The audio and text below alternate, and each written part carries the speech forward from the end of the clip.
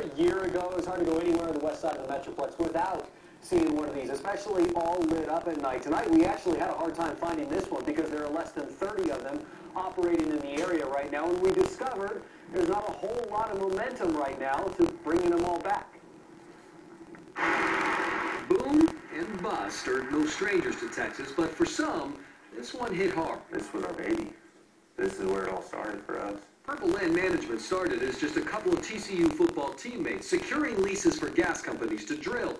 18 months ago, they had 150 people doing nothing but working in the Barnett Shale. Now, they're down to 0. Shale plays go up and they go down, but you don't want to ever see them just completely go away. It's gone away because prices for gas dropped to decade lows. It went to South Texas, Western Pennsylvania, not because gas there is worth more, but because those wells also have things like propane and butane, which can be separated out and sold as well. We started digging through the state numbers to see just how much of an effect that's had on the Barnett Shale. Railroad Commission reports show drilling permits in the Barnett Shale fell last year to the lowest number in nearly a decade. Production tailed off to the lowest level in 4 years. Royalties paid to Fort Worth last year were still $23 million, but that's more than a 30% drop from the year before. We are in a little bit of a wait-and-see mode. David Brzezina says there are things going on behind the scenes. Last week, the Fort Worth Chamber of Commerce was notified it had the trademark for the phrase Fort Worth, the shale energy capital. A Fort Worth natural gas task force, though, set up to support the industry, hasn't met for months. A city push to convert garbage trucks to natural gas still hasn't happened. In fact, if you want to fill up with natural gas, you may have to head to Dallas.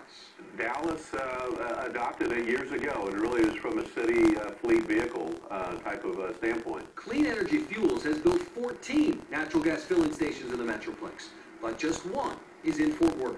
We're looking forward to that private sector approach heading over here in the Fort Worth area and Tarrant County as well moving forward. But we're the gas capital, and it's not happening here.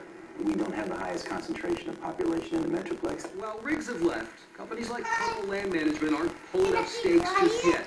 In fact, they're expanding, but only because they focused work outside of North Texas. Is that long-term sustainable? Can we continue to do that and operate when all the businesses elsewhere and be able to manage from afar? The Fort Worth Chamber is already using this new trademark to do some recruiting, but to shift in thinking, instead of going after roughnecks and rigs, they're looking at executives and engineers and experts. It's a group of people they think can be here long-term and have a long impact long after the rigs are gone. Live tonight in Tarrant County, Jason Allen, CBS 11 News.